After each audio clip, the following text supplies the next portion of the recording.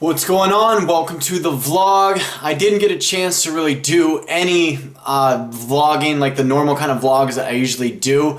So I woke up at like about 6 o'clock today and I just decided like I'm going to focus on my main channel. I made a video that had a little bit more effort that I needed to put into it for the productions. So I'm going to just film a video here. What I want to talk about is addiction. If you're not interested in this topic, feel free to click away and just come back for the next vlog or something. But what I want to talk about is my addiction, kind of like how I got away from heroin. One of the biggest questions I get from people is like, how did you quit heroin? How did you get off of heroin?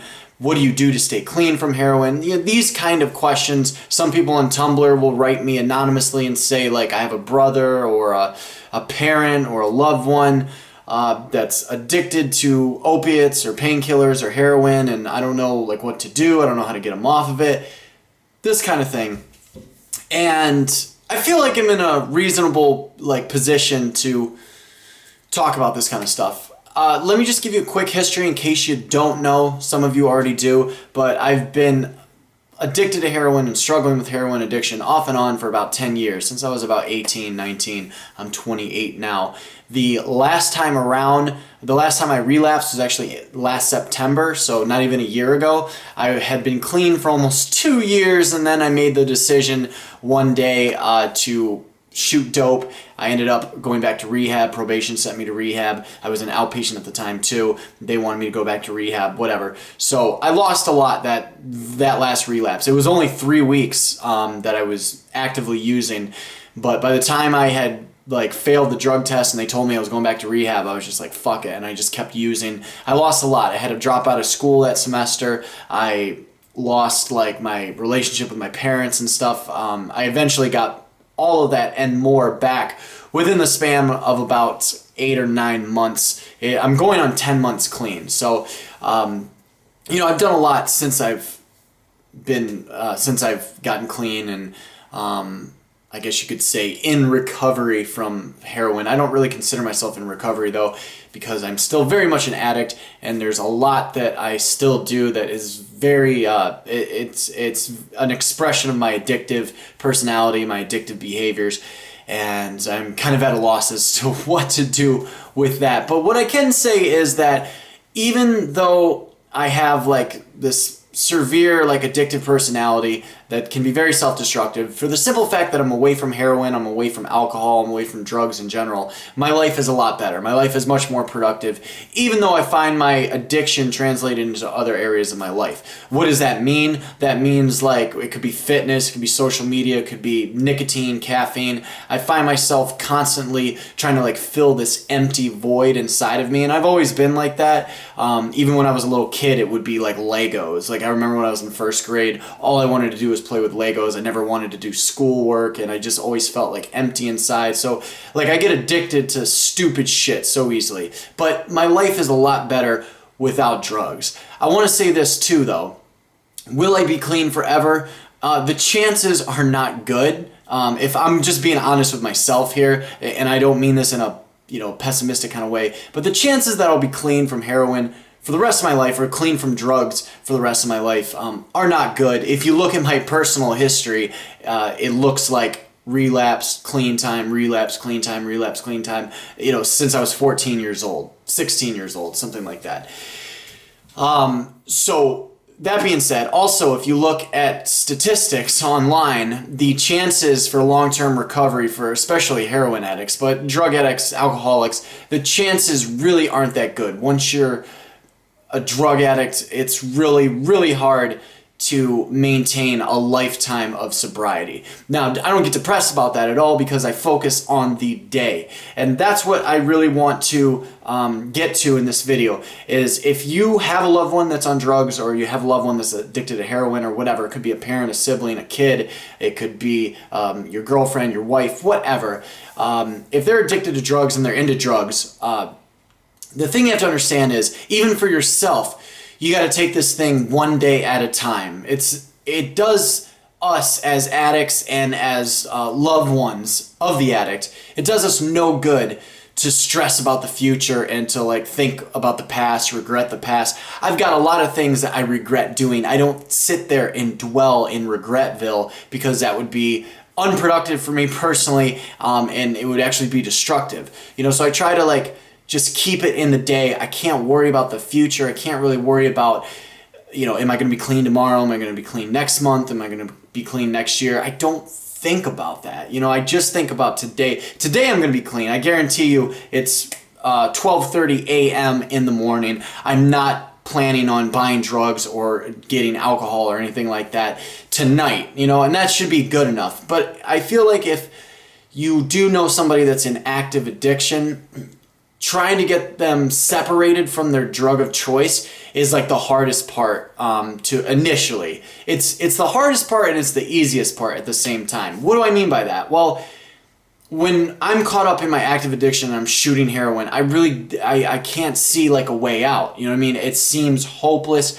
Once I introduce that chemical in my body, I just want more and more and more and more and more, and I'm willing to do pretty much everything short of sucking dick. I'm willing to do pretty much anything to get that drug. And so separating myself, I had to go to jail to get clean, or I had to go to rehab to get clean. It's been really, I don't even think I've ever gotten clean without going to jail or without going to rehab. I think I had to be institutionalized. And especially as a heroin addict, I can say that that's almost always going to be the case. It's going to be very hard for somebody to just kick in their room. I mean, I don't know anybody that's ever done it personally. I mean, I'm sure there's cases out there, but if you can somehow, get this person to rehab, worst thing you have to do is maybe call the police on them, throw them in jail for a month or whatever. Like for me personally, my parents, they threw me in jail countless times. I would steal checks, I would steal money, I would steal my mom's jewelry. I literally sold all my mother's jewelry about 6 or 8 years ago. Sold every piece of jewelry she had, all of her diamonds, gold. It was horrible, and I feel like shit for it, especially now that she's gone. But they had to, call the police on me. And, I would even go so far as to say that my experiences in jail have actually made me a better person. And, I've grown even from that. But getting somebody away from the drugs can be really hard initially. But at the same time, that's like the easiest part.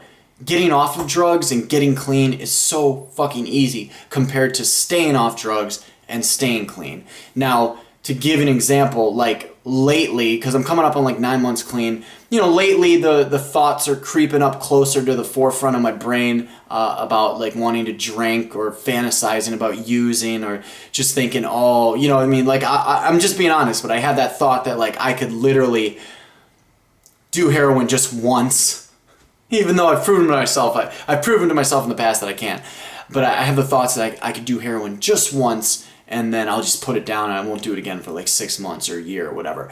In reality, that's not the case whatsoever. As soon as I start doing heroin, I'm going to want to do it again and again and again and again. And so staying clean from heroin is my primary focus. Being in recovery isn't necessarily my focus because as an addict, like I really do need like the crutches, you know what I mean? I need the caffeine or the energy drinks or the fitness, just getting addicted to my workouts. I need like the drive to like succeed on YouTube or succeed on YouNow or Instagram or whatever. I'm literally addicted to that shit, with like, if I get like, let's say I get 200 likes on Instagram within like an hour and a half, 2 hours, I'm like, yes, right now I'm like, yes, because that's like a lot for me.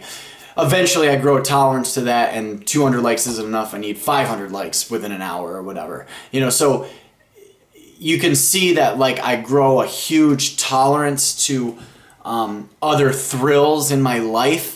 And, can that be self-destructive? It can be. I would say so that, and I would say it has like destroyed certain aspects of my life. But the fact that I am away from heroin, I'm away from drugs, I'm a lot more productive, and I'm doing 110% better than I was when I was on heroin, even though, I'm spending a lot of money on, Monster energy drinks or coffees or, vape juice and vape equipment, you know what I mean? And I'm spending a lot of time online, not spending a lot of time in the real world. That's my personal choice. But it's like I'm constantly looking for this fix. So where am I going with all this? Well, if an addict can get passionate and can become addicted to something that's not a drug and can really like use that outlet as fuel for their addiction or their addictive personality, I do think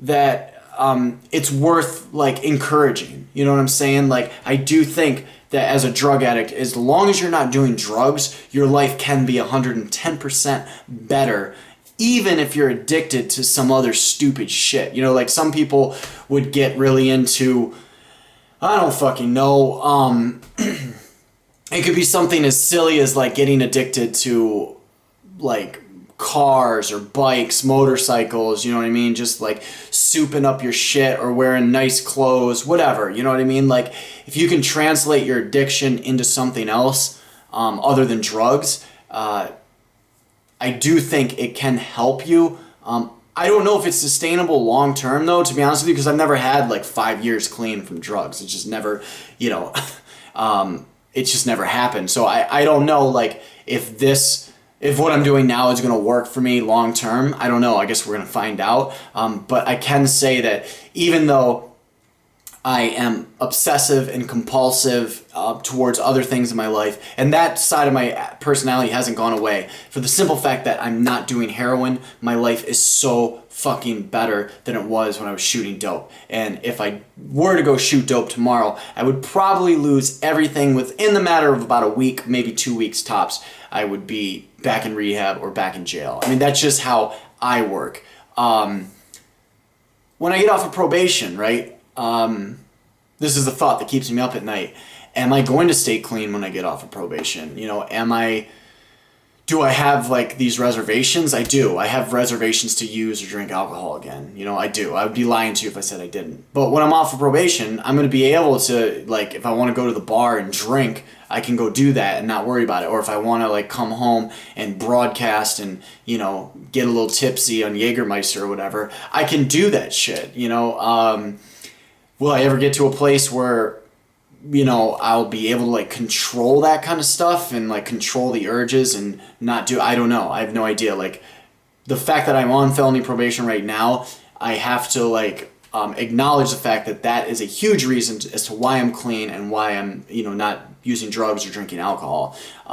The fact that if I do get caught, I'm going to state prison, that's a huge barrier for me mentally now that I am clean and everything. It's a huge barrier for me, and it does prevent me from buying drugs and or buying alcohol at this point in time in my life. So when I'm off of probation, I don't know what my life's going to look like. You know, I could be off of probation in 6 months. I could be off of probation in like a year and a half. But sooner or later, I'm going to be off of probation. And yeah, if I'm going to be brutally honest with myself, I should be working on coping mechanisms right now to deal with that reality that is looming ahead, and you know, just fighting the daily struggle. Because even now, like I was saying in the beginning of this vlog, even now I do have more reoccurring thoughts about drinking or fantasizing about, you know, using pills or using drugs, whatever, sniffing a little bit, just a little bit of cocaine, you know what I mean? I could just have like a little bit of cocaine on Friday night and then I won't do it again for like, you know, 6 months. It never happens that way. Never, ever, ever. So yeah, I'm just kind of focused on my other addictions right now and just trying to clear that thought out of my mind, because if I let it, it'll become this obsessive compulsive idea, and then eventually I might use. So yeah, getting like a loved one off of drugs, that's like the hardest part, but then at the same time it's the easiest part, because staying clean and getting your loved one like to stay clean and stay committed to being off of drugs is going to be so much harder than just getting them off the drugs. So if you do have a loved one that's addicted, I just suggest that you love them. You don't enable them necessarily, you know, but at the same time, you got to make choices. You know, if they're stealing from your house or whatever, you might have to call the cops on them. If they're out committing crimes, or, you know, your daughter's out there pimping herself or whatever, you know, you might have to like get them in an institution, do whatever you can to try to separate them from that drug, and then try to really encourage anything else they might be passionate about. So I hope this was informative. I hope it was relevant to somebody out there. Please do give it a like. It really does help me out, helps the channel out. I love you guys so much. I'm going to start spending more time on the comment sections over here instead of my main channel. The main channel is just too big now. So I'm gonna try and engage more on the comment sections over here. Thank you so much for watching. I'll see you guys on the next one.